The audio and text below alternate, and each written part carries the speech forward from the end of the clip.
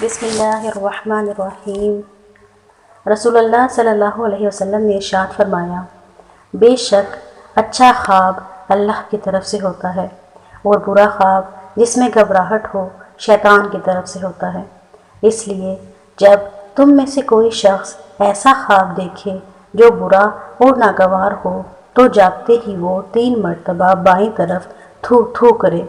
اور اس خواب کی برائی سے اللہ کی پناہ مانگے۔ اس طرح کرنے سے برا خواب اسے کوئی نقصان نہیں پہنچائے گا، اور اس کے ساتھ یہ دعا بھی پڑھ لے، اعوذ باللہ من شر الشیطان وشرها، میں شیطان اور اس خواب کے شر سے اللہ تعالیٰ کی پناہ چاہتا ہوں۔